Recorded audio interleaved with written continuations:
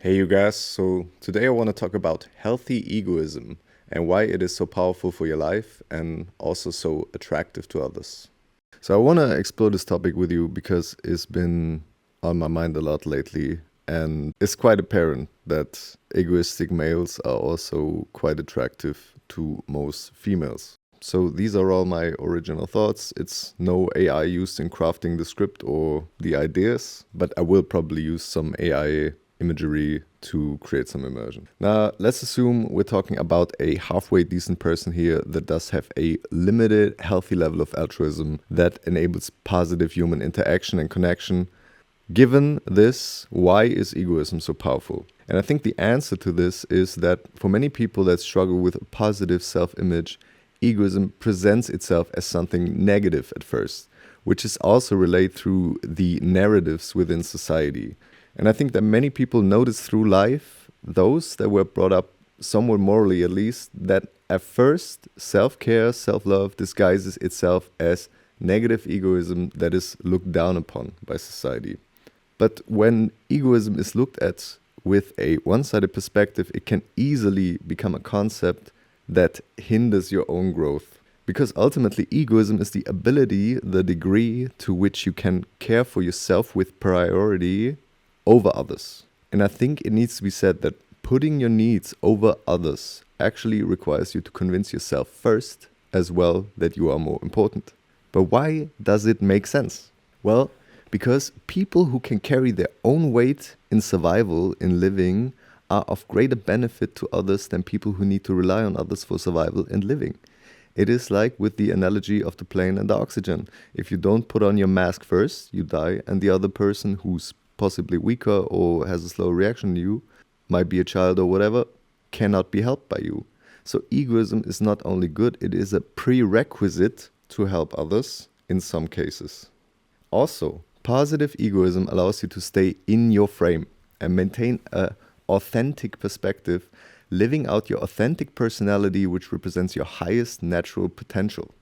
You might have heard that people pleasing can be toxic, and it is essentially acting nice with others out of self-doubt, fear, or other motivations that you are not enough, or, like I said, other motivations. It's actually hard to build a life where you can love and celebrate yourself. It's actually not as self-understood as most, particularly young people, think when they grow up. All these things, all these developments, all this personal development and growth has to be done at some point. Some challenges come through life, but some things have to be done almost purely by you.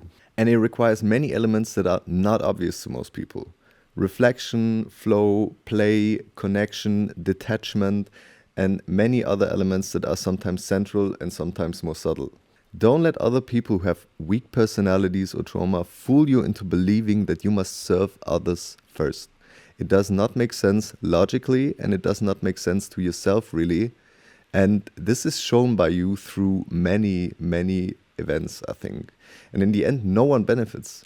And if this concept is so foreign to you, you can still console yourself with the thought that you can serve others through serving yourself, and serve others not through subservient service, but through example also. That might help you if you get used to this concept at first. Monitor your resources. Lend someone in need a hand if they are somewhat close to you, but do make sure you distance yourself from people who put you down, knowingly or unknowingly, to maintain their own energy while being vampiric towards your energy. Often, people in need cannot maintain distance within relationships, while egoists maintain focus on themselves. And this is particularly to the benefit of the man in any relationship. But others around him benefit from his self-sufficiency and strength as well, given, of course, there's a reasonable amount of connection, empathy involved as well. But we're assuming coming from this side, so to speak.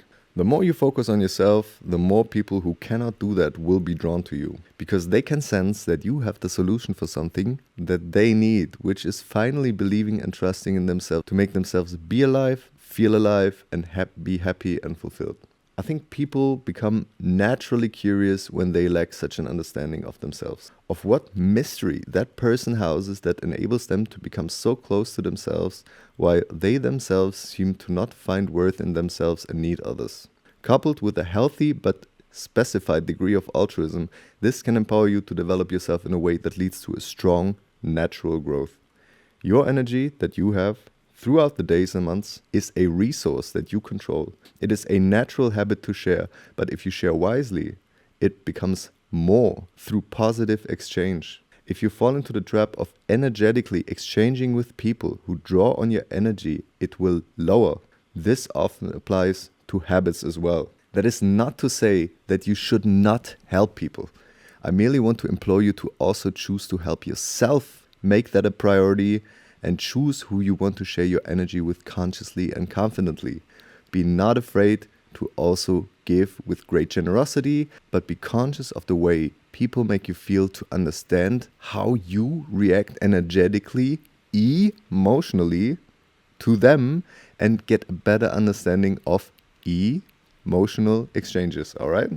Being a positive, healthy egoist allows you to share authentically and thus at your greatest potential, while still allowing you to be full of goodwill and conscious choice. I wish you all best of luck and goodwill.